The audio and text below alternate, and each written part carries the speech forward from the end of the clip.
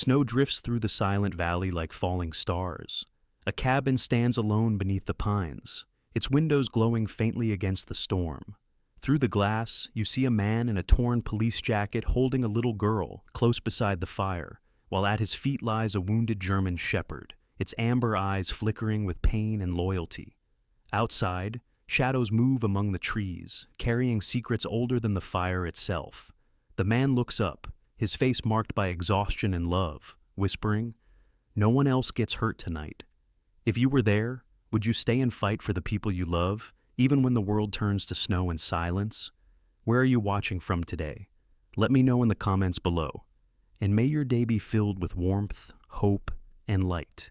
The rain had been falling since dawn, a cold, relentless drizzle that turned the streets of Silver Ridge, Montana, into rivers of gray. The town, nestled between pine-covered hills and shrouded in mist, had always felt like a place caught between seasons, too wild to be gentle, too quiet to be safe. Beneath the flickering glow of a half-dead streetlight, Officer Nathan Cole leaned against the hood of his patrol car, the exhaustion of months pressing down on him like the wet weight of the rain. Nathan was 38, tall and broad-shouldered, the kind of man whose presence filled a room without meaning to. His dark hair was beginning to gray at the temples, and his storm-gray eyes carried the weary patience of someone who had seen too much and said too little. He had been a police officer for 17 years, most of them spent trying to prove that small-town crime could still break a man. His uniform was pressed but faded, his badge polished but scratched, a reflection of the man himself. At his side sat Ranger, a 6-year-old German shepherd with black and tan fur and intelligent amber eyes that missed nothing. Ranger was more than a canine partner. He was the only creature that understood Nathan's silences. The dog had scars along his right flank, a reminder of the explosion that had ended their last mission together 2 years ago. Since then, Nathan had walked with a faint limp, and Ranger with a quiet devotion that never faltered. Nathan checked his phone again. No new messages. He had been waiting all morning for a call from St. Helena's Hospital. His mother, Dorothy Cole, had suffered another stroke the night before. The doctors had told him to prepare for the worst. He didn't remember hanging up the phone, only the dull ringing in his ears afterward. He'd told himself to keep moving, to do one more patrol, one more routine check. Anything to stop thinking. He glanced at Ranger. "Come on, buddy, just one more block." The dog gave a low rumble of acknowledgement and trotted beside him through the rain, water beating on his fur. Across the street, a mother and daughter hurried under a red umbrella.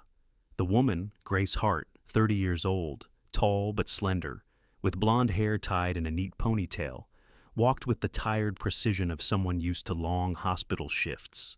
She was a nurse at Silver Ridge Medical, known for her calm hands and quiet strength. But today, she was simply a mother trying to keep her child dry. Beside her skipped Lily Hart, 7 years old, wearing yellow rain boots and a red raincoat with tiny white flowers. Her blonde curls framed a face so bright, it seemed to defy the gloom. Lily was the kind of child who talked to stray cats, waved at passing cars, and believed that every sad face could be fixed with a smile. As they passed the corner, Lily tugged her mother's hand. "Mommy, that's the police officer who helped the old man last week." Grace looked up and recognized Nathan. Instantly, her heart gave a strange, painful twist. Years ago, before Silver Ridge, before Lily, there had been one night, brief, unforgettable, and then nothing. She had built her life around silence since then, never expecting to see him again. Nathan, lost in thought, didn't notice them. He was staring down at his phone again when it rang. The voice on the other end was clinical and distant. "Officer Cole, this is Dr. Sanders from St. Helena's. Your mother's condition has worsened. You should come immediately." For a heartbeat, Nathan couldn't move. The rain blurred everything, the world, the words, the meaning. He opened his mouth, but no sound came. Ranger whined softly, sensing the sudden change in his handler's heartbeat. Nathan took one unsteady step forward, then another. The edges of his vision darkened. His legs felt as though they belonged to someone else. The world tilted. The rain turned to static. He collapsed. Ranger barked, a sharp, desperate sound that split the air. The dog pawed at Nathan's chest, then at his face, whining louder, circling his fallen partner in frantic confusion. Cars slowed, but didn't stop. To the strangers of Silver Ridge Avenue, he was just another man in a uniform, maybe drunk, maybe tired. The world didn't pause for men who fell quietly, but Lily did. The little girl froze, her blue eyes wide. "Mommy, someone fell!" Grace turned, and the moment her gaze landed on the collapsed officer, her breath caught.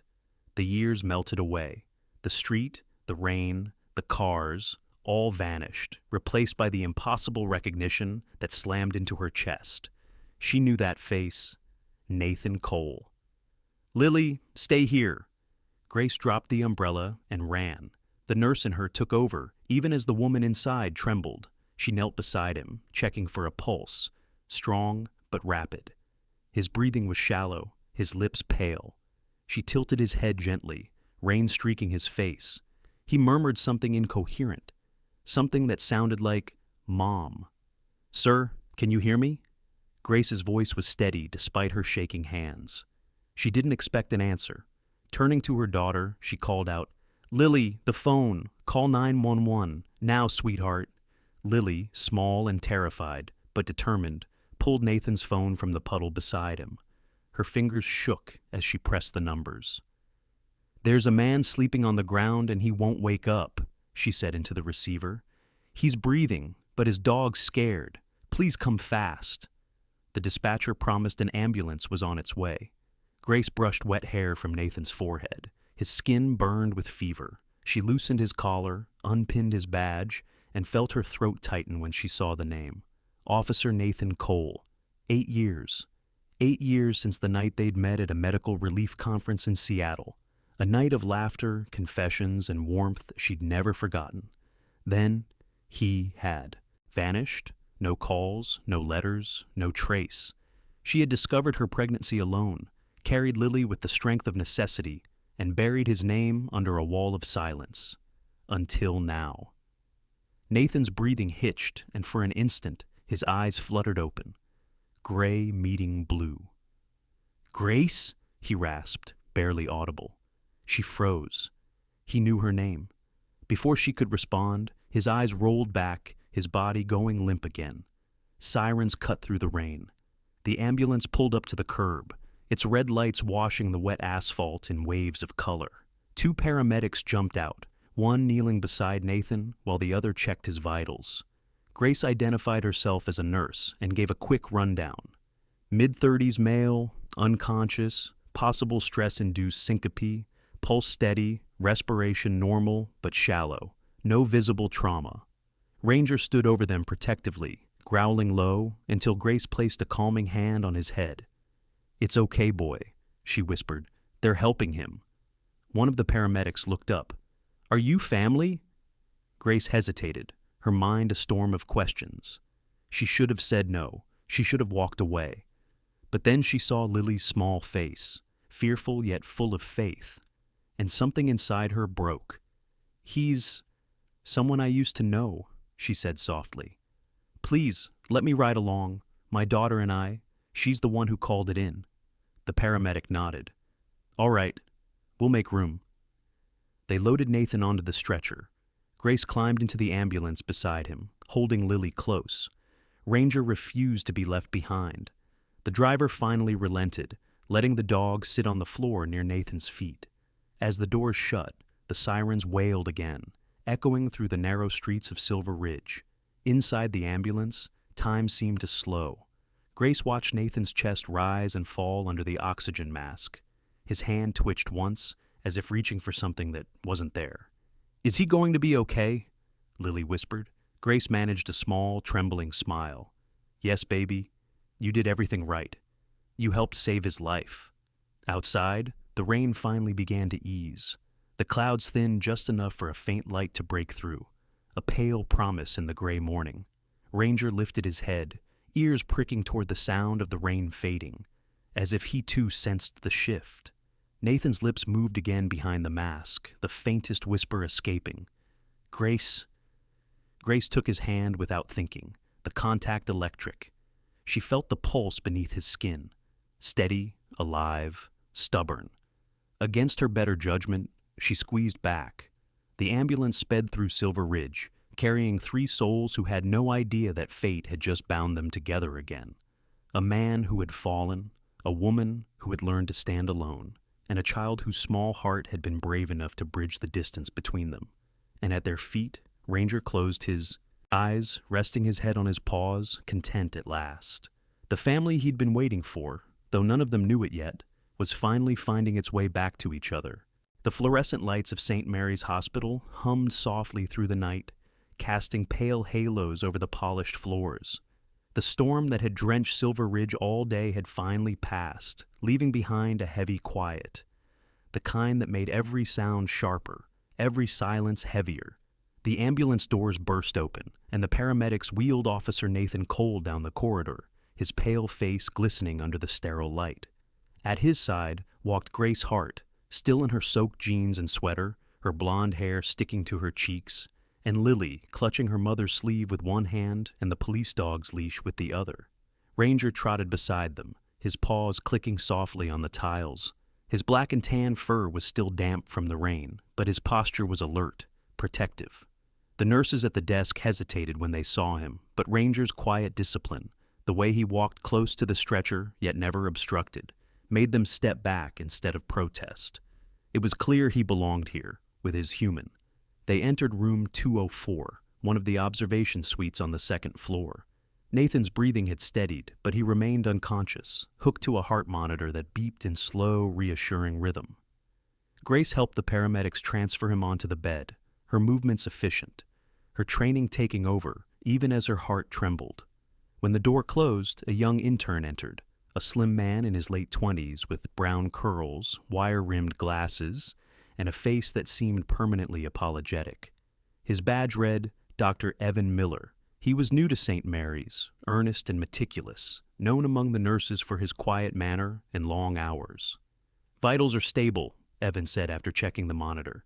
BP 110/70, pulse regular. Probably a severe case of stress collapse, maybe dehydration. We'll run full labs. He scribbled something on the chart, then paused when he noticed Grace watching him. You're the one who called it in? Grace nodded, brushing a strand of hair from her face. Yes. He collapsed near the intersection. My daughter and I were there. Evan glanced at Lily, whose wide eyes darted between the machines and the sleeping man. You did a brave thing, he told her gently. You may have saved his life. Lily looked down shyly, her small voice barely above a whisper. Ranger helped too. The dog lifted his head at the sound of his name, tail thumping softly against the floor. Evan smiled and crouched to scratch the shepherd's ear. Then thank you, Ranger. Grace managed a thin smile, but her mind was elsewhere, on the face lying motionless under the white sheets. Every detail of Nathan's features came rushing back. The scar near his left temple from a bar fight he once mentioned, the faint stubble that darkened his jaw, the same calm expression he wore even when asleep.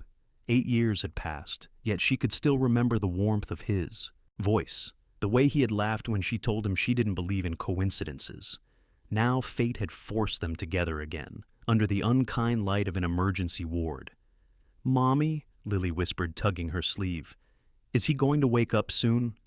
Grace knelt beside her. I think so, sweetheart. He just needs rest. Dr. Miller finished his notes.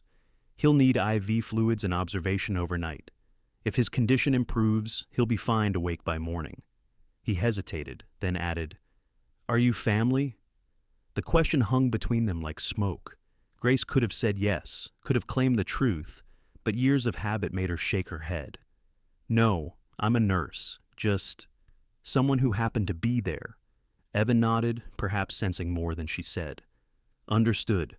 I'll have the front desk make an exception for the dog tonight. He's clearly trained. Just make sure he stays calm. When he left, the room fell into a fragile stillness. Grace sat beside the bed, the soft hum of machines filling the void. Lily had curled up on the small sofa by the window, her head resting on Ranger's back. The shepherd didn't move, eyes half closed, his breathing deep and even. Grace took Nathan's hand without meaning to. His skin was warm now, his pulse steady under her fingers. She stared at the man who had once been a fleeting part of her life, and had somehow become the missing piece of her daughter's story. Her thoughts drifted backward to that night in Seattle. Nathan had been attending a conference on emergency response coordination. She was there as part of a trauma care workshop. They had met over bad coffee and late hours, talking about small towns, about duty, about how lonely it felt to always be the one people turned to for help, but never the one anyone stayed for. He'd told her about his dream of starting a K-9 unit in Silver Ridge, about his mother, who was all the family he had left. She'd told him about her fear of staying in one place too long, of getting attached. One night had become a lifetime's echo. The door creaked open. Nurse Elaine Carter entered, a woman in her 50s, tall and broad-shouldered, her brown hair streaked with silver. She was the backbone of St. Mary's night shift, famous for her stern compassion and coffee strong enough to raise the dead. She eyed the scene, Grace sitting beside the bed, a sleeping child, and a massive German shepherd sprawled across hospital linen. "Well," Elaine said, her voice low and gravelly from decades of cigarettes and double shifts. "I've seen stranger things, but not by much." Grace smiled faintly. "It's been a long night." Elaine handed her a blanket. "For the kid, hospital's cold after a storm." She glanced at Nathan. "He's lucky. Most folks that drop in the street don't get a second chance." Grace nodded. "He's always been lucky that way." Elaine raised an eyebrow. "Always?" Grace hesitated. "We knew each other once, a long time ago." Elaine gave her a knowing look, but didn't pry. "Then maybe it's time to finish the conversation you two never had." She turned to go, pausing at the door. "And don't worry about the dog. He's got better manners than half the people in this ward." When she was gone, the room settled again into the rhythm of machines and breathing. Outside, the storm had left puddles that reflected the faint pink of approaching dawn. Grace watched the light change slowly, wondering what she would say when Nathan finally opened his eyes. Around 6, Lily stirred and sat up, rubbing her eyes. "Is he awake yet?" "Not yet," Grace whispered. "I think he will," Lily said confidently, resting her hand on Ranger's fur. Ranger's not worried anymore. Almost as if on cue, Nathan's fingers twitched beneath the blanket. Grace leaned forward. His eyes fluttered open, unfocused at first, then slowly sharpening. He looked at the ceiling, at the IV line in his arm, then at her. "Grace?" he rasped. Her throat tightened. "You remember me." "How could I forget?" His voice was hoarse, weak but unmistakably his. "Where am I?" "St. Mary's. You collapsed in the street. Lily called for help." Nathan turned his head slowly toward the sofa, where the child sat clutching the dog's collar. His gaze softened. "That's your daughter?" Grace nodded, unable to speak. "She's brave," he murmured. "She saved a cop's life." Lily grinned shyly, then whispered to her mother, "He talks funny, like the radio." Grace smiled through tears. "That's because he's tired, baby." Nathan looked at her again, a question lingering in his gray eyes, something deeper than pain, recognition, confusion, and maybe fear. But before he could speak, Dr. Miller returned, cheerful and unaware of the storm quietly rebuilding in the room. "Good to see you awake, Officer Cole. How are you feeling?" "Like I got run over by my own car," Nathan muttered, managing a weak smile. Evan chuckled. "You'll be fine after rest and fluids. We'll keep you for observation until tomorrow." Grace stood. "I'll step out and get some coffee." "Wait," Nathan said quietly. His voice carried a weight she remembered too well. "Don't go far." "I won't," she promised, and slipped from the room, her pulse hammering. As the door closed, Nathan looked at Ranger, who had moved closer to the bed. The dog rested his head on the mattress, eyes full of patience and understanding. Nathan exhaled slowly. "You again, huh? Guess you weren't done saving me." Ranger gave a quiet huff, almost like a laugh, and somewhere in the hallway, Grace leaned against the wall, breathing hard, feeling the years between them collapse into one impossible moment. She had spent 8 years building a life without him, and now fate had just brought him back to her doorstep, with their daughter watching everything. The past wasn't finished. It had just begun again. Morning sunlight spilled through the blinds of room 204, soft and pale against the white sheets. The rain had washed the town clean, leaving the air sharp and bright, carrying the faint scent of pine from the hills that framed Silver Ridge. Inside the hospital, however, the world moved slower. Machines beeped in rhythm, footsteps echoed in the corridor, and somewhere a nurse hummed a hymn just loud enough to be mistaken for the sound of wind. Officer Nathan Cole sat upright in his bed, the IV line still taped to his arm. His color had returned, though the heaviness in his eyes remained. The storm outside had passed, but the one within him hadn't. He looked toward the window where Grace Hart stood, her blonde hair now tied neatly, her blue uniform crisp and professional. In daylight, she looked composed, every inch the capable nurse. But Nathan couldn't ignore the flicker of something fragile beneath her calm. Ranger lay curled at the foot of the bed, his golden eyes half-lidded, yet alert. Occasionally his tail gave a soft thump when Nathan spoke. The dog hadn't left his side once since regaining entry that morning. Grace turned, sensing his gaze. "You should eat something," she said, setting a tray on the table beside him. "Dr. Miller says you'll recover faster if you stop pretending you're made of steel." Nathan smiled faintly. "I've been told worse." Her tone softened. "You gave everyone quite a scare." "I don't remember much," he admitted. "Just the street, the rain, then a kid's voice." He frowned, as if the memory were just beyond reach. "Your daughter?"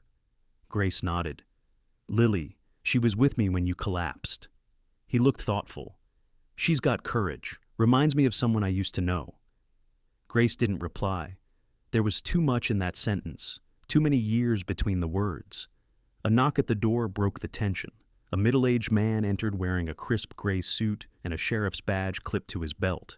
Sheriff Daniel Pike, Nathan's superior, was tall with graying hair and a frame still broad from his younger days in the field. His face carried the kind of calm authority that only comes from years of balancing justice with mercy. "Morning, Cole," Pike said, voice steady but tinged with concern. "You look less like a corpse than you did last night. That's progress." Nathan chuckled weakly. "I'll take that as a compliment." Pike moved closer, glancing briefly at Grace. "Ma'am, thank you for your help yesterday. The department's grateful." "Just doing my job," Grace replied politely. The sheriff turned back to Nathan. "You're on medical leave until further notice. The doc says your collapse wasn't just exhaustion. It's stress. You've been running on fumes for months. Between the Pine Creek fire investigation and your mother's situation," he trailed off, lowering his voice. "You need to take time, Nathan." Nathan stiffened. "There's no time. We're close to linking that arson to the missing kids case from last year." Pike sighed. "Always the same story. You think if you work hard enough, you can outrun your ghosts. But ghosts don't care how fast you run." Nathan met his eyes but said nothing. Pike placed a hand on his shoulder. "Take a week. Heal. That's an order." When the sheriff left, Grace exhaled quietly, her composure fraying for the first time. "He's right, you know." "Maybe," Nathan said. "But I don't know what I'd do if I stopped." Lily chose that moment to peek around the doorframe, her hair in soft morning curls, clutching a paper cup of hot cocoa too big for her hands. "Mommy, I got the one with marshmallows," she whispered, beaming. Then, seeing Nathan awake, she grinned wider. "You're not dead." Grace stifled a laugh. "Lily." Nathan couldn't help smiling. "Not yet, kiddo. Thanks to you." She walked up beside the bed, proud and curious, eyes bright. "Ranger says you're his best friend." Nathan raised an eyebrow. "He told you that?" "Uh-huh," Lily said seriously. "Dogs don't talk with words. They talk with their tails and eyes. Mommy says that's called empathy." "Smart girl," Nathan murmured. His gaze lingered on her features, the slope of her nose, the shade of her eyes, and something unspoken flickered there, a quiet ache he didn't understand yet. When Lily skipped off to show Ranger her cup, Grace turned back to him, her expression guarded. "You should rest." Nathan tilted his head. "Grace, what happened to us?" She froze. "You mean 8 years ago?" "Yeah." Her voice was barely above a whisper. "You left." He frowned. "No, I didn't. I mean, I don't remember leaving. I remember Seattle, the conference, the night at the harbor, and then nothing. I woke up the next morning to a transfer notice from the department. I thought you'd gone back to your hospital in Oregon. Grace looked stunned. I wrote to you. I called. For months. I thought you were ignoring me. Nathan shook his head slowly, the truth dawning like something painful and bright. Someone must have intercepted them. Before Grace could respond, a nurse knocked gently. Megan Alvarez, a young nurse's aide barely 22, stepped in holding Nathan's test results. She was short, with dark curls pinned messily under her cap, and freckles scattered across her nose. Her cheerfulness made her popular among patients, though she was still nervous around authority. "Morning, Officer Cole," Megan chirped. "Doctor says your labs look good. Blood sugar's low, but nothing a few pancakes won't fix." "Thanks, Megan," Grace said, offering a small smile. As the young nurse left, Grace turned to Nathan again, her voice quieter. "Why would anyone block our messages?" Nathan's mind turned over the possibilities, and unease settled in his chest. "I don't know, but I'll find out." The words carried the quiet weight of a vow. Hours passed. Grace finished her shift but refused to go home. She sat reading patient files beside Nathan's bed, while Lily colored in a corner of the room. Ranger lay between them, dozing lightly, his chest rising and falling in steady rhythm. Occasionally he twitched in his sleep, as if chasing something unseen. In the afternoon, Sheriff Pike returned briefly with an envelope, Nathan's mother's belongings, a silver locket, an old photograph of Nathan as a boy, and a folded letter addressed to "My son." Grace stepped out to give him privacy, but through the glass she saw his face soften, then break. His shoulders shook once. No sound, just the quiet grief of a man who'd lost too much to tears. That night, when the hospital quieted and Lily had fallen asleep against Ranger's flank, Grace spoke softly. "She looks like you when she smiles." Nathan turned toward her, brow furrowing. "Who?" "Lily." He looked at the child again, sleeping peacefully, her small hand resting on the dog's paw. He smiled, not realizing yet how true her words were. Grace hesitated, then said, "You asked what happened between us. Maybe this is what came of it." The words hung in the dim light like fragile glass. Nathan looked at her, confusion and emotion warring behind his eyes. "Grace, what are you saying?" "Not now," she whispered. "You need to heal first, then we'll talk." He wanted to protest, but exhaustion claimed him. His eyes closed, and his breathing slowed, steady again. Grace sat watching him in the half-dark, fingers trembling slightly. She didn't know how to tell him the truth, that the little girl he'd just thanked for saving his life was, in fact, his own daughter. Outside, snow began to fall over Silver Ridge for the first time that year, coating the quiet streets in a layer of white. And inside, room 204, 3 lives, bound by past and blood and forgiveness, lay suspended between what was lost and what was waiting to be found. The snow had arrived overnight, blanketing Silver Ridge in silence. The world outside the hospital window looked like a painting. Pine branches bowed under white weight, the river frozen in slow motion, and the town's rooftops shining with dawn light. Inside, the air was thick with that fragile calm hospitals often wore before visiting hours began. Officer Nathan Cole sat on the edge of his bed, dressed in a clean sweatshirt and the kind of expression that only half belonged to the present. He held a worn leather notebook, his handwriting covering every page in uneven lines. Notes about unsolved cases, sketches of crime scenes, fragments of memory he hoped to stitch together someday. But on this morning, the pen in his hand hovered, unmoving. The door opened softly, and Grace Hart stepped in, carrying 2 paper cups of coffee. Her blonde hair fell loosely around her shoulders today, the professional neatness of yesterday replaced by something softer, more human. She set 1 cup beside him. "You still take it black?" Nathan looked up, faintly surprised. "You remember that?" "I remember a lot of things," she said. There was a small smile at the edge of her lips, though her eyes carried 8 years of unspoken questions. They sat in silence for a while, broken only by the rhythmic beep of the monitor. Grace reached into her coat pocket and took out a small sketchbook. "Lily made this for you. She said you look sad." Nathan opened it carefully. Inside were childlike drawings, Ranger chasing butterflies, a police car under a rainbow, A man and a little girl holding hands in the snow. On the last page, a butterfly perched on a badge with the name Officer Cole. His throat tightened. Butterflies? She loves them, Grace said softly. Every spring we go to the ridge behind our house and release the ones she raises. She says it's for people who need to remember something beautiful. Nathan stared at the drawing, a faint tremor running through his hand. I used to say that, he whispered. Grace blinked. What do you mean? When I was a kid, he said slowly, my mother used to take me to a field outside town. I'd catch butterflies and let them go again. She said it was a way to tell the sky you're still alive. I told someone once, someone I cared about, that if I ever had a kid, I'd teach them the same thing. Grace froze. The air in the room seemed to hold its breath. Before she could speak, Lily burst through the door, cheeks pink from the cold. Mommy, Dr. Miller said I could bring Ranger outside. Inside voice, honey, Grace said automatically. Lily giggled and darted to Nathan's bedside. Are you coming too, Mr. Officer?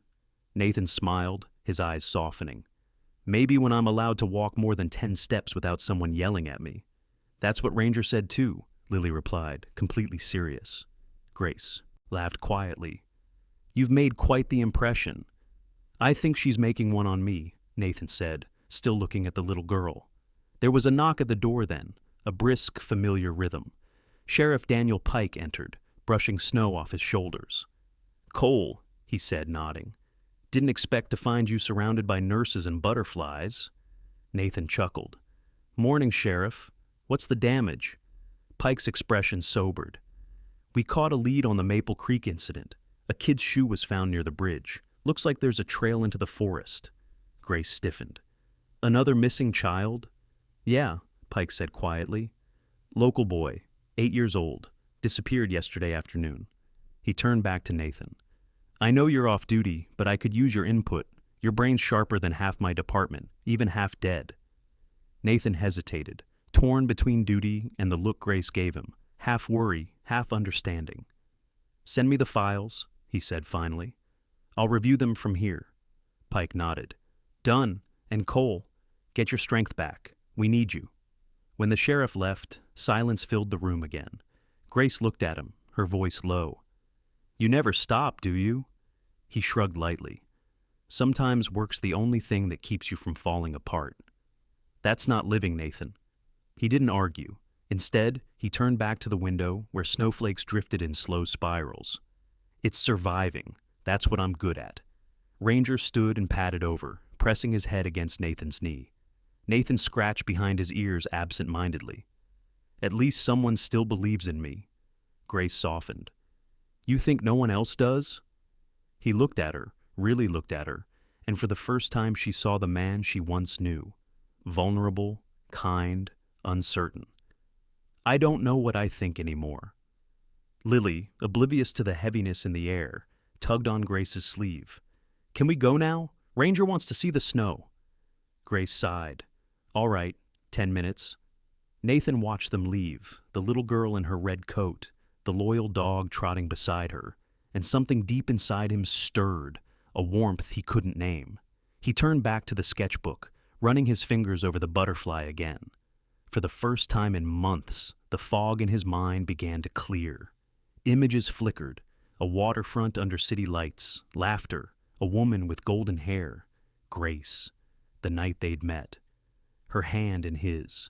Then, abruptly, a letter, the one he'd never received. He leaned back, rubbing his temples. What happened to us? He murmured. When Grace returned a few minutes later, her cheeks were flushed from the cold, Lily laughing in her arms. Nathan caught himself smiling before he could stop. Grace met his gaze, something unspoken passing between them. I think, Nathan said, slowly, I'd like to come visit the ridge someday, when I'm out of here, to see those butterflies. Grace blinked, surprised by the gentleness in his tone. Lily would like that. Maybe I would too. Before she could respond, Ranger gave a low bark, turning toward the door. A nurse appeared, Elaine Carter, the older night nurse, her expression sharp with concern. Officer Cole, Sheriff Pike just called back. The search team found tracks in the snow near Maple Creek. They match a child's boots and a man's. Nathan's jaw tightened. Kidnapping? Looks like it, Elaine said grimly. They're asking if you remember anything from your last case connected to that area. Nathan's mind flickered again. An old case file, a warehouse by the river, the faint smell of smoke. Something about it tugged at him like a half-remembered dream. I'll need the report, he said. Grace stepped forward, alarmed. Nathan, you're not cleared yet. He looked at her, calm but resolute. If there's a child out there, I can't just sit here. She wanted to argue, but there was no mistaking the conviction in his voice. It wasn't pride, it was purpose. The man she had once known hadn't changed after all. Outside, the snow kept falling, thick and endless, muffling the sound of the world. Grace turned to Lily, who was now playing quietly with Ranger, unaware of the shadows creeping into the adults' conversation. As Nathan studied the butterfly sketch again, one thought echoed in his mind, faint, insistent, like the flutter of wings against glass. Sometimes, to remember who you are, you have to follow what you've forgotten. And somewhere beyond the window, in the woods that circled Silver Ridge, the story waiting for him was just beginning to stir. The forest beyond Maple Creek was a cathedral of white silence. Fresh snow muffled every sound, except for the distant crackle of police radios and the steady panting of Ranger, his breath visible in sharp clouds. The K-9's black and tan coat gleamed against the snow, his nose low to the ground as he traced an invisible path through the pines. Behind him, Officer Nathan Cole followed slowly, his movements still cautious from recovery. Each step crunched softly under his boots, his flashlight slicing thin lines through the fog. It had been only 3 days since his release from St. Mary's Hospital, and Grace had warned him not to overdo it. But when Sheriff Pike called that morning with an urgent update, a child's shoe found by the frozen river, Nathan hadn't hesitated. He had seen too many cases where hours meant everything. Sheriff Pike walked beside him now, the man's broad frame cutting through the snow like an old oak tree pushing through wind. I shouldn't have let you come, Pike muttered, pulling his scarf tighter against the cold. Nathan shook his head. You needed Ranger, and Ranger doesn't work without me. The sheriff gave a grunt of reluctant agreement. Still, if Grace Hart finds out I let you hike 3 miles into the woods 2 days after discharge, she'll shoot me herself. Nathan smiled faintly. She might.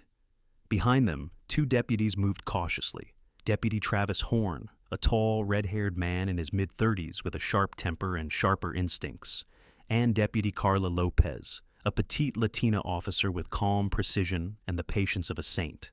Both were relatively new to Pike's team, but had earned their place quickly. Travis was quick to jump to conclusions.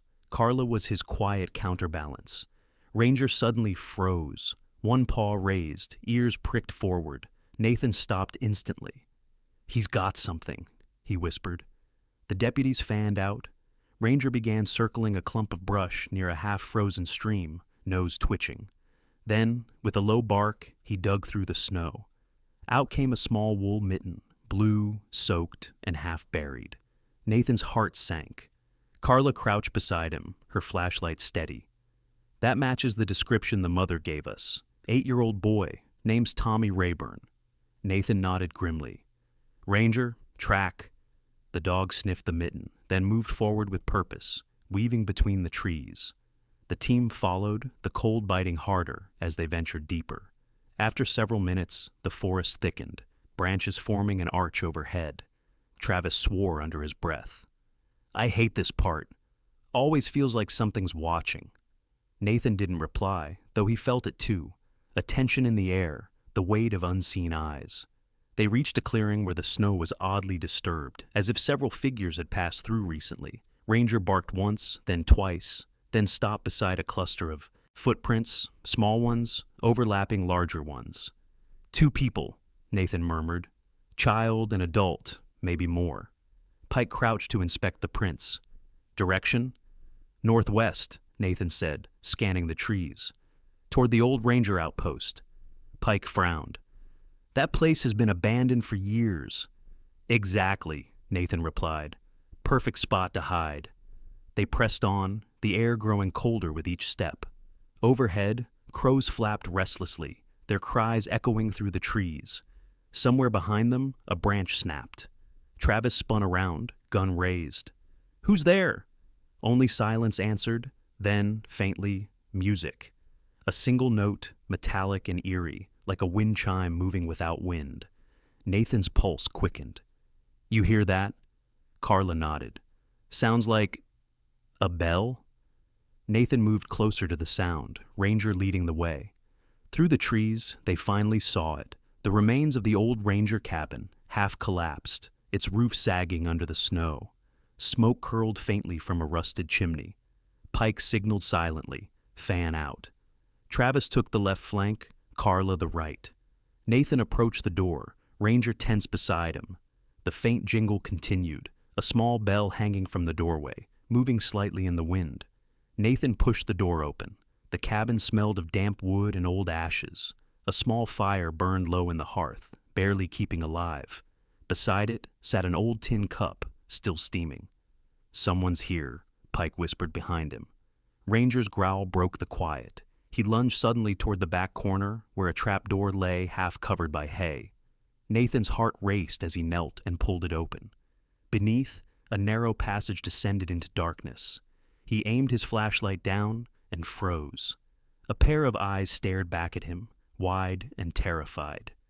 "Tommy," Nathan breathed. The boy was filthy, wrapped in an oversized coat, his face streaked with tears and soot. "Don't," he whispered hoarsely. "He'll come back." "Who?" Nathan asked gently. Before the boy could answer, a shout echoed from outside, Travis's voice. "Sheriff! Movement! Northwest Ridge!" Pike cursed. "Lopez, stay with them. Cole, you're with me." Nathan hesitated, looking at the boy. "Stay here. You're safe now." He glanced at Carla. "Don't let him out of your sight." Ranger whined but followed Nathan as he bolted outside with Pike. The snow had begun again, heavy flakes falling thickly. Ahead, a dark figure darted through the trees, fast and agile. Pike fired a warning shot. "Police! Stop!" The figure didn't stop. Instead, he vanished into the fog, leaving only footprints and the faint smell of smoke behind. Nathan crouched, touching the snow where the man had stood. It was warm, recently vacated. Pike joined him, panting. "We'll circle back with the team." Whoever he was, he knew the terrain. When they returned to the cabin, the boy was sitting by the fire, holding a tin cup of water. His eyes darted constantly toward the door. Carla knelt beside him, speaking softly. Nathan removed his gloves, crouching. "You're safe now, kid. Can you tell me who took you?" The boy hesitated, glancing at Ranger. "He had a dog, too," he whispered. "A black one. It didn't bark." Nathan exchanged a look with Pike. "Trained, military or police background?" he murmured. Pike frowned. "You thinking what I'm thinking?" "Yeah," Nathan said quietly. "Whoever took him isn't just some drifter." As they prepared to leave, Grace's name flashed on Nathan's phone. He hesitated before answering. Her voice came through soft but urgent. "Are you all right? I heard there was an operation near Maple Creek." "I'm fine," he said. "We found the boy." "And you?" she asked. "You sound far away." "I am," he said honestly, "but I'm finding my way back."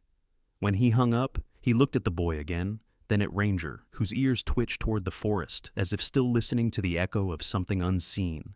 Nathan rubbed his temple, the headache behind his eyes sharp. For a moment, he thought he heard the faint flutter of wings, the whisper of a butterfly memory brushing past, just out of reach. Then it was gone. By the time they reached the station, night had reclaimed Silver Ridge. The snow that blanketed the town earlier had turned to rain, thin, relentless, and cold as regret. The streets glimmered beneath the sodium lamps, every puddle reflecting fractured shards of orange light. Inside the precinct, the air smelled of wet uniforms and burnt coffee, the low hum of computers filling the silence like background music to exhaustion.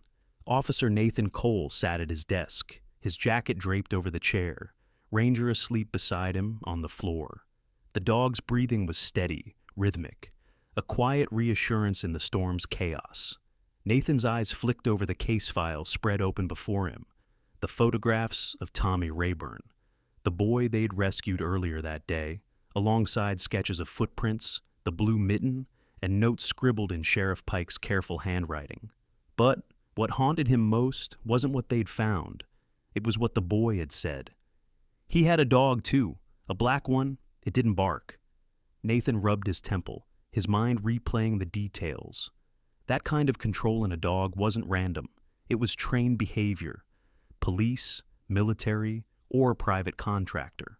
Someone who knew procedures, knew how to hide, and most of all, knew how to vanish.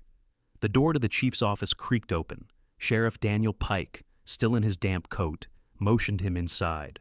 Pike looked older tonight, his lined face drawn tight, silver hair slicked back by rain. "You should have gone home hours ago," he said as Nathan entered. "I wasn't sleeping anyway." Pike poured 2 cups of coffee from the half-empty pot, handed one over, then sat down heavily. Forensics confirmed the prints from the cabin. Adult male, about 6 feet, heavy boots, military grade, and they found tire marks from an old pickup, possibly from the Ridgeway logging trails. "Meaning he's local," Nathan said quietly. "Knows the woods, knows how to disappear." Pike nodded grimly. "Exactly." Ranger stirred at the sound of his handler's voice, raising his head, ears twitching. Nathan reached down, scratching the dog's neck absently. "There's something else?" he said. "Tommy mentioned the man smelled like gasoline and smoke, and that he kept talking about finishing what he started. That phrase, it's from one of our cold cases." Pike looked up. "The Pine Creek fire?" Nathan nodded. 2 years ago, same area. We never found who started it, but we suspected arson." Pike leaned back, eyes narrowing. "You think it's connected?" "I don't think," Nathan said, his tone dark. "I know." Pike exhaled slowly. "All right, but you're not doing this alone." Nathan managed a half smile. "You know I'd try anyway." Pike shook his head, muttering something about stubborn cops, then stood. "We'll bring in the fire marshal first thing tomorrow. Go home, Cole. That's an order." Nathan gathered the files reluctantly. As he turned to leave, the office lights flickered once, twice, and the rain outside thickened against the windows. Ranger rose, stretching, then followed him out. Across town, Grace Hart sat at her kitchen table, the dim light from a single lamp illuminating her medical notes. The small house smelled faintly of cinnamon and antiseptic, a strange combination that somehow fit her life perfectly. Lily was asleep upstairs, the faint hum of her nightlight drifting down the hallway. Grace stared at her phone, scrolling through the local news updates. When she saw the headline, "Officer Cole and K-9 rescue missing boy in Maple Creek woods," she froze. A photo accompanied it. Nathan in his damp uniform, a hand on Ranger's collar, his expression tired but steady. Something inside her tightened, pride, fear, and something she hadn't allowed herself to feel in years. The knock at her door startled her. When she opened it, Dr. Evan Miller stood there, umbrella in hand, his brown curls plastered to his forehead. "You weren't answering your texts," he said, voice gentle but edged with worry. Grace blinked. "Evan, it's late." "I know, but the sheriff's office called the hospital. Said you might want to know Nathan's back in the field." Grace exhaled. "I already saw." Evan stepped inside, closing the door softly. He was kind. Too kind sometimes.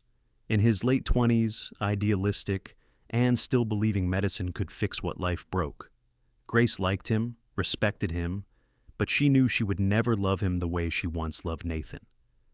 "He shouldn't be working yet," Evan said. "Not after that collapse." "I told him that." She gave a small, tired smile. "He never listens." Evan hesitated, then set his umbrella aside. "Grace, are you sure you're ready for this? Seeing him again after all these years?"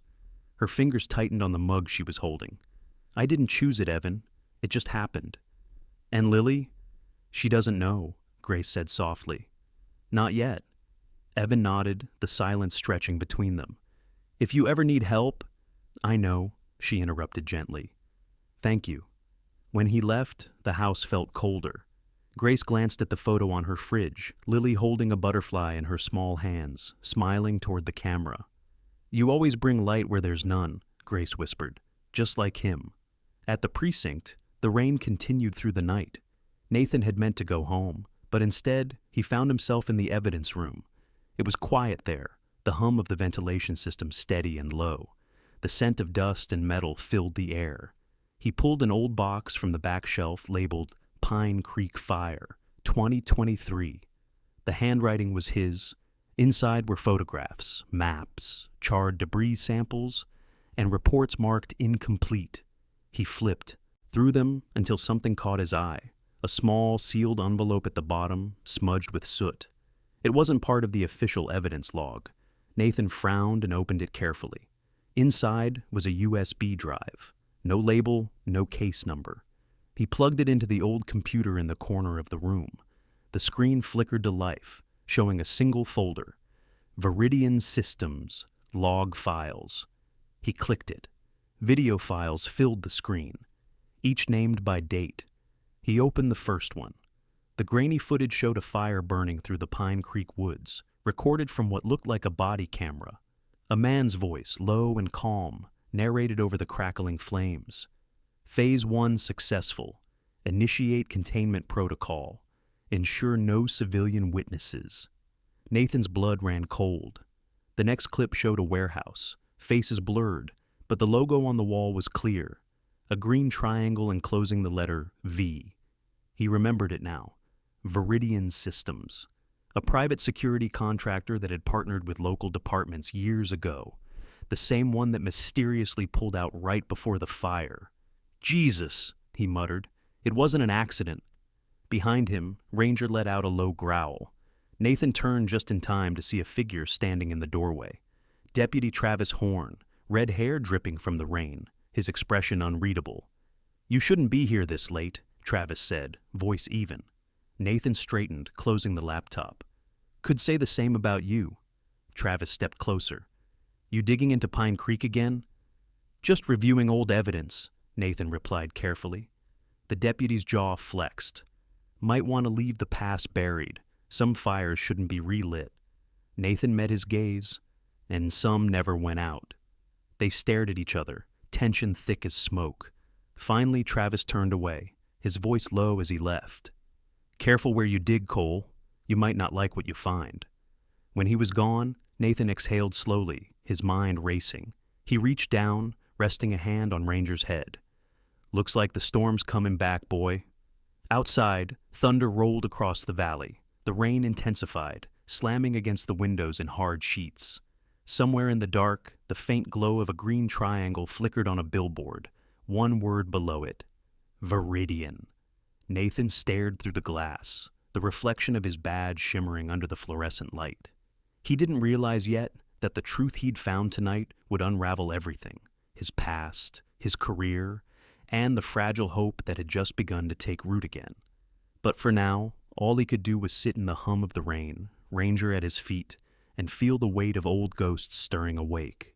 The rain didn't stop for 3 days. It came in waves, drenching the mountains around Silver Ridge until the rivers swelled and the roads turned to mirrors. Inside the precinct, the constant rhythm of the storm bled into everything.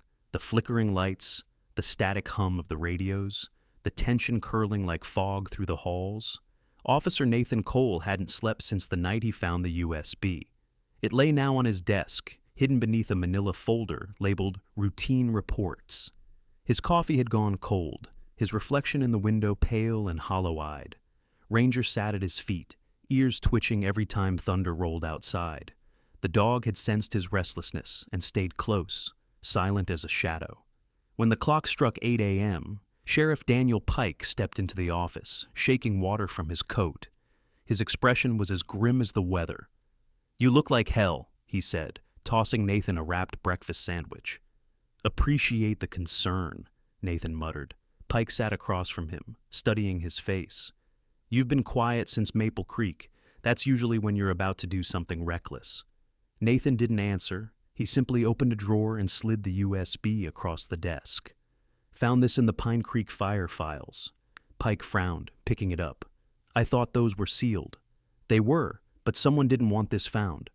Nathan explained the footage, the body cam recording, the voice giving orders, the symbol of Viridian Systems. Pike listened in silence, his jaw tightening with each word. When Nathan finished, the sheriff leaned back slowly. "That's a serious accusation, Cole. If you're right, it means someone in this department helped cover it up. I'm not guessing, Nathan said. I saw the footage, and I think the man in the cabin, the one who took Tommy, he's connected. Connected how? Nathan hesitated. Trained dog, tactical knowledge, probably ex-Viridian. Pike exhaled, rubbing the bridge of his nose. All right, we'll go through it carefully, but you keep this quiet. No one outside this room knows until I say so. Understood, Nathan said, though a flicker of doubt passed through his mind. The memory of Deputy Travis Horn standing in the evidence room lingered like a bad taste. Pike stood. I'll take this upstairs to the forensics team. They'll verify the footage. In the meantime, get some rest. Nathan nodded, but as soon as the sheriff left, he turned back to his computer. He wasn't done. Across town, Grace Hart finished her shift at St. Mary's, exhaustion lining her features. Her blonde hair was pulled into a loose bun, her blue scrubs still damp from the drizzle outside. As she gathered her things, Nurse Elaine Carter, the older woman with the gravelly voice and perpetual coffee mug, approached her. You're heading out in this weather? Elaine asked, raising an eyebrow. You've been on your feet 12 hours. Grace smiled faintly. I'll be fine. My daughter's probably turning the living room into an art studio by now. Elaine chuckled. That kid's got energy for 3 people. Be careful on the roads. Grace nodded, though something in her chest felt heavier than the rain. She couldn't shake the worry. Nathan hadn't called since their brief conversation days ago. And though she tried to tell herself it was work, deep down she felt the distance building again, just like 8 years ago. As she stepped into the parking lot, headlights flashed. A black SUV idled near her car, its windows tinted dark. For a moment, she thought it was just another hospital visitor. Then the driver's door opened. A man stepped out, tall, mid-40s, clean-cut, but with an edge of something sharp beneath the calm. He wore a dark coat and gloves, his gray eyes unreadable. Ms. Hart? He asked, voice smooth as glass. Yes, Grace replied cautiously. I'm Agent Marcus Dyer, Department of Homeland Security.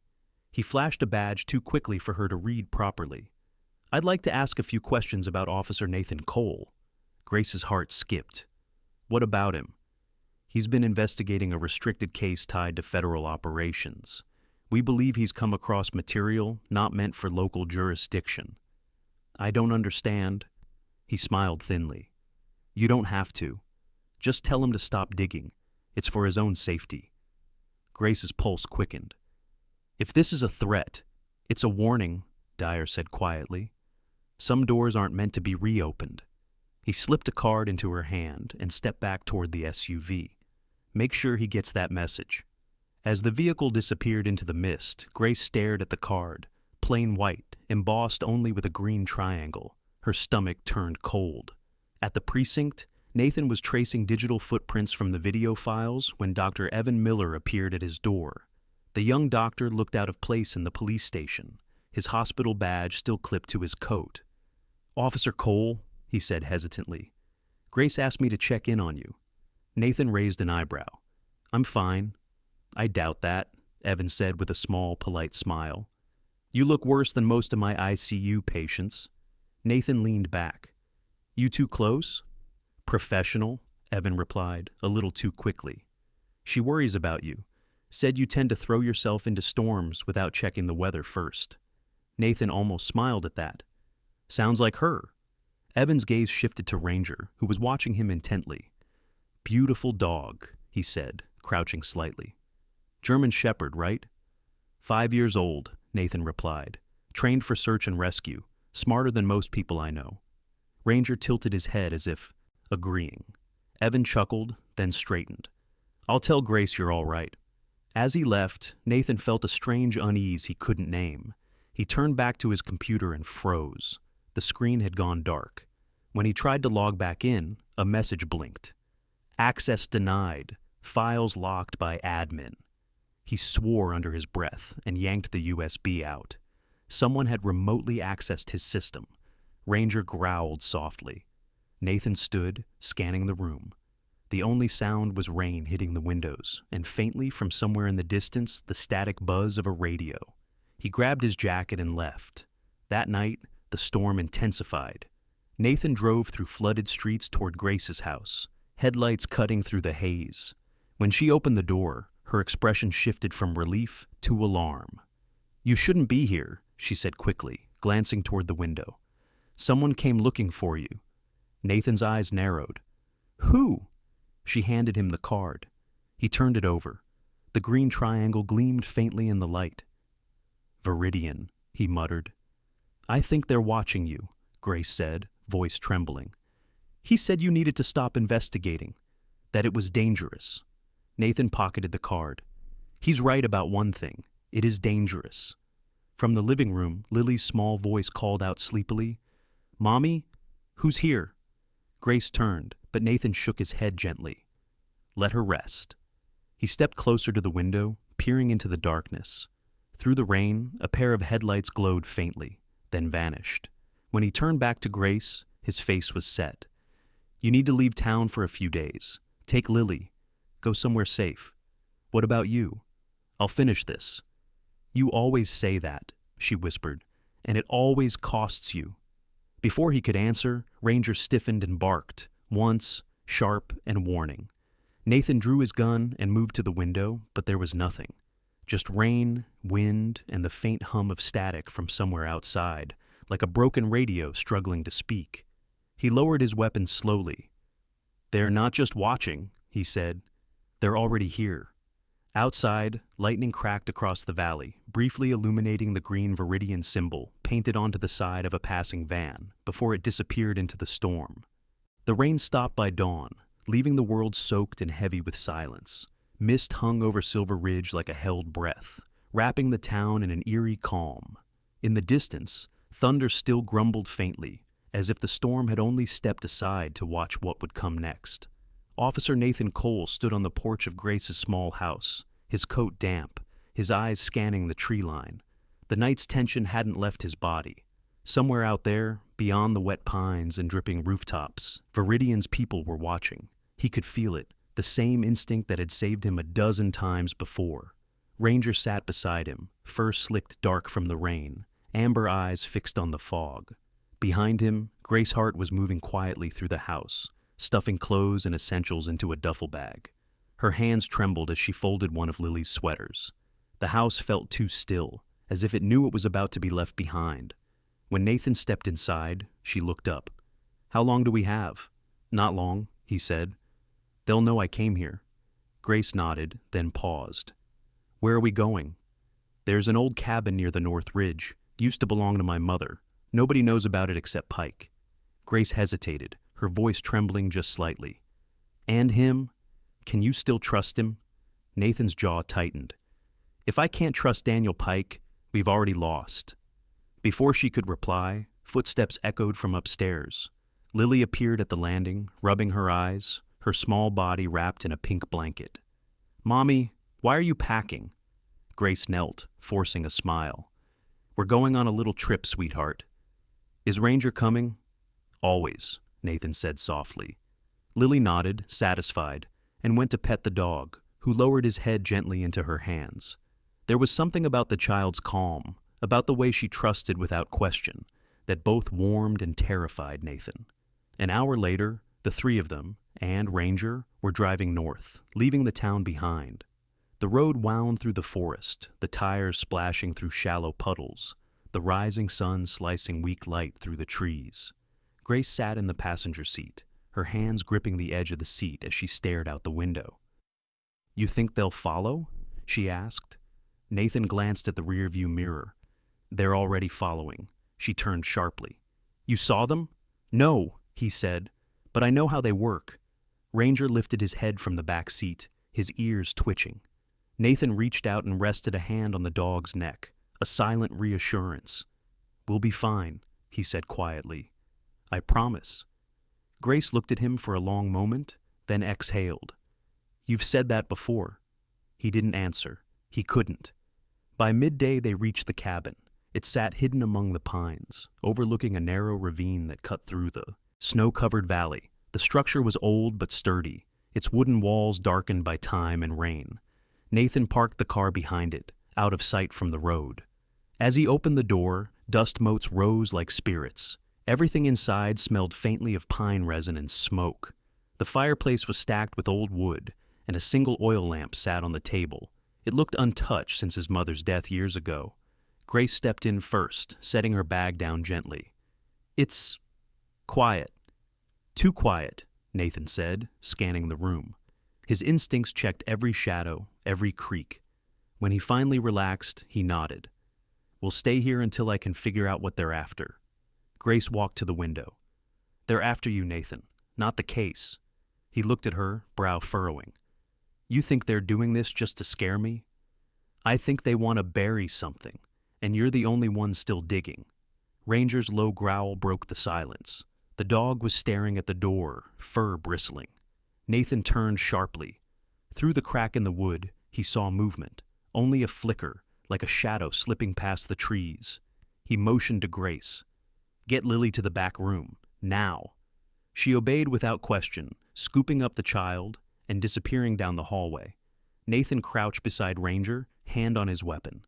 The forest outside had gone utterly still.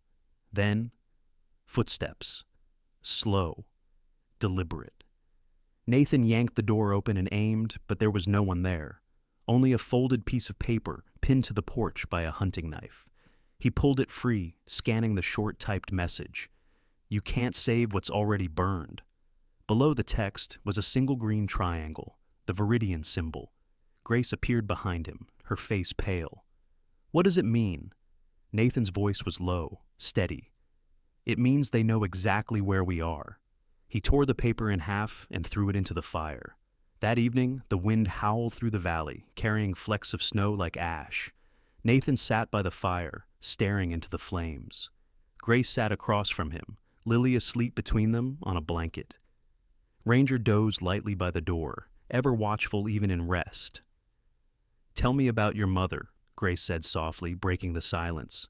Nathan blinked, surprised. "Why?" "Because every time you talk about her, your voice changes." He leaned back, eyes distant. "She was strong, too strong for this town. She raised me alone after my father disappeared, worked 2 jobs, built this place with her own hands. When she died, I thought the world stopped making sense." He paused. "Turns out I was right." Grace smiled sadly. "She'd be proud of you." He shook his head. "She'd tell me I'm doing it wrong." Their laughter was quiet, fragile, but it felt like warmth in the middle of the storm. Then Grace's tone shifted. "Nathan, about the fire at Pine Creek, you said Viridian was involved. What if—" He looked up sharply. "What if what? What if it wasn't just an accident they covered up? What if they started it on purpose?" He hesitated. "You think it was a test? Or a distraction," she said. "Something bigger." Nathan thought of the videos, the voice in the footage. Phase 1 successful. His stomach turned. "If that's true, we're not just dealing with corrupt officers. We're dealing with something engineered." Outside, Ranger lifted his head and growled again, low and deep. Nathan was on his feet in an instant, weapon drawn. He moved to the window and saw faint lights flickering through the trees. Headlamps, maybe flashlights, moving slowly closer. "They found us," he said quietly. Grace grabbed Lily, clutching her tight. "Nathan?" He turned to her, voice calm, despite the pounding in his chest. "Take her downstairs. There's a cellar under the floorboards in the back room. Stay there until I come for you." "What about you?" He chambered his weapon. "I'll buy us time." Ranger was already at the door, muscles coiled, tail rigid. Nathan glanced down at him. "You ready, boy?" The shepherd gave one short bark. Outside, the light of the first flashlight pierced through the mist. Nathan stepped out into the cold, Ranger at his side, the snow crunching under their boots. The forest seemed to close in around them, the night pressing tight. He raised his weapon and shouted into the darkness, "You want me? You found me!" No answer came, only the faint crackle of a radio, distorted and distant. Then a voice, metallic and calm, echoed through the fog. "Officer Cole, you should have stayed dead." Nathan's finger tightened on the trigger. Ranger's growl deepened. Somewhere behind him, Grace whispered a prayer, holding Lily close as the first shadow moved between the trees. The fire beneath the snow had finally started to burn again. Snow fell like whispers that night, soft and endless, blurring the edges of the forest until the world looked like a dream half remembered. The cabin's old timbers groaned under the weight of ice, and every sound, every drip of melted frost, every sigh of wind, felt amplified in the stillness. But Nathan Cole wasn't listening to the storm anymore. His focus was fixed on the shifting shadows beyond the trees. 3 figures were moving through the woods, flashlights cutting pale circles through the fog. They were careful, too careful to be amateurs. The lead man was tall and broad-shouldered, his gait precise, confident. He wore dark tactical gear without insignia, his face hidden beneath a black mask. The 2 behind him moved like echoes, one shorter, lean and quiet, the other heavy-set with a limp. Ranger's growl rumbled low in his throat, deep enough that Grace heard it from the cellar. She clutched Lily tighter, whispering, "It's going to be okay, sweetheart." Nathan crouched by the window, his breath misting the glass. He didn't have the advantage. 3 men, open terrain, no radio contact with Pike. But he had Ranger. And he had something these men didn't. A reason to fight. The lead figure raised a hand. The others fanned out. Nathan caught the glint of a rifle barrel, then ducked back as a shot shattered the window. Glass sprayed across the floor like diamonds. Ranger barked once, sharp and fierce, before Nathan signaled for silence. He slipped toward the back door, checked his sidearm, then reached down and brushed Ranger's fur. "We keep them away from the house, boy, no matter what." The shepherd's tail flicked once. He understood. They moved out together, disappearing into the tree line. The cold bit through Nathan's coat, but adrenaline dulled it. The forest was alive with movement, the men advancing methodically, their boots crunching on frozen ground. Nathan waited until the lead figure passed within 20 feet, then fired once. The man went down with a cry, his rifle clattering into the snow. The others reacted instantly, returning fire. Bullets tore through the branches, splintering bark. Nathan dove behind a fallen log, Ranger beside him. The dog's ears pricked, then he darted off into the mist, silent and swift. A scream followed moments later. One of the men taken down, his rifle skidding across the ice. Nathan rose and fired again, hitting the second gunman in the shoulder. The forest fell quiet except for the sound of ragged breathing. Then, from the fog, the lead man's voice rang out, cold and calm. "You should have stayed buried, Cole." Nathan froze. That voice, he knew it. He stepped out slowly, gun raised. "Take off the mask." The man hesitated, then pulled it free. Beneath it was Deputy Travis Horn, his red hair damp, eyes wild with something between anger and shame. "You never knew when to quit, did you?" Nathan's stomach dropped. "You're Viridian." Travis laughed bitterly. "We all were once, Pike included. Viridian trained half this department after the fire. You think the contracts ended because of bad press? They ended because Phase 1 was finished." "Phase 1? Travis smiled darkly. "Controlled chaos, fires, disappearances, testing how far fear spreads in small towns before order breaks. You weren't supposed to survive Pine Creek, Nathan. You and that dog ruined everything." Ranger emerged from the mist then, growling low, muzzle dusted with snow. Travis raised his rifle. "Call him off." Nathan's hand tightened around his weapon. "You shoot him, and I'll make sure you never draw another breath." Travis's smirk faltered. "You always thought you were the hero. But this isn't a movie, Cole. Viridian built the rules, and you were just one of their pawns." Before Nathan could reply, a gunshot cracked through the air, sharp, close, final. Travis staggered, eyes wide, a red bloom spreading across his chest. He fell to his knees, then collapsed into the snow. Behind him stood Sheriff Daniel Pike, rifle still raised, his expression grim and haunted. Nathan turned on him. "You knew." Pike's face was pale, his voice rough. "Not all of it, but enough to hate myself for staying." "You were part of it," Nathan shouted. "People died, Daniel." Pike's eyes burned with guilt. "I tried to stop it. Viridian had its hooks everywhere. Funding, politics, even the fire department. I thought shutting down the contracts would end it. But Travis, he kept it alive." The 2 men stared at each other, years of loyalty and betrayal caught between them. Then, from the cabin, Grace's scream shattered the silence. Nathan spun around and ran. Pike followed. Inside, the cellar door was open. Grace was standing at the top of the stairs, pale as snow. "He's gone," she whispered. Nathan's heart stopped. "Who?" "Lily, she's gone." He sprinted down the stairs, flashlight cutting through the darkness. The cellar was empty, just footprints in the dust, small ones leading to the back hatch that opened into the ravine. Ranger sniffed the ground once, barked, and took off. Nathan followed, every muscle burning. They reached the ravine's edge, where the fog was thicker than ever. Through it, Nathan saw a figure climbing the opposite slope, holding Lily against his chest. The man was dressed in black, moving fast. "Put her down!" Nathan shouted, firing a warning shot. The man didn't slow. Ranger leapt forward, bounding through the snow, closing the distance with astonishing speed. The man turned, drew a pistol, and fired. The sound echoed through the trees. Nathan's world narrowed. He saw Ranger fall, rolling into the snow. "No!" he roared, firing twice. The kidnapper dropped instantly, his body collapsing backward. Nathan reached Ranger's side, hands trembling. The dog's breathing was shallow, blood darkening his fur near the shoulder. "Stay with me, buddy, please." Ranger's eyes met his, steady, trusting, and his tail thumped once against the snow. Then his breathing steadied, faint but present. Relief surged through Nathan like a pulse of fire. He turned, lifting Lily into his arms. The girl clung to his neck, sobbing. "I was scared," she whispered. "I know," he said, voice breaking. "It's over." Pike and Grace caught up moments later. Pike looked at the dead man, then at Nathan. "Viridian's finished," he said quietly. "I'll make sure of it." Nathan didn't answer. He carried Lily back toward the cabin, Grace following with tears in her eyes.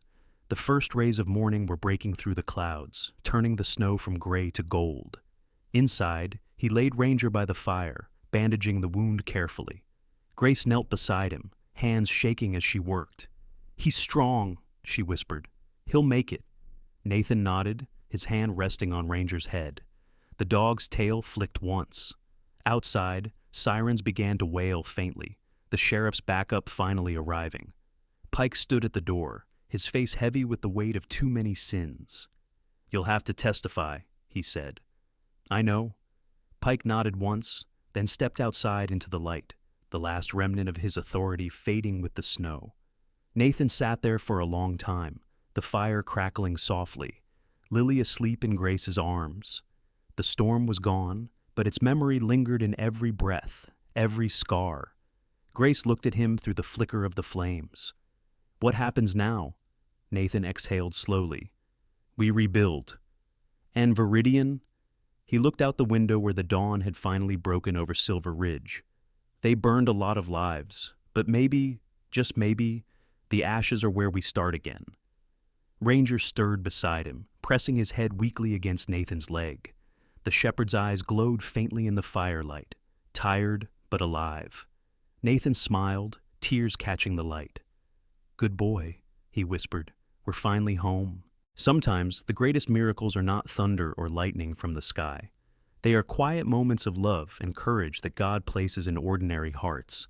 Nathan's fight, Grace's faith, and Ranger's loyalty remind us that no storm is too strong when love stands firm. Just like them, we are all called to protect, forgive, and keep hope alive, even when the night feels endless. In our daily lives, maybe the miracle we're waiting for isn't far away. It could be in a kind word, a helping hand, or the strength to start again. So, tonight let us thank God for the light that never leaves us, even in our darkest hours. If this story touched your heart, share it with someone who needs hope today. Leave a comment below and tell us where you're watching from, and type Amen to bless this moment together. May God bless you, protect your family, and fill your days with peace and grace.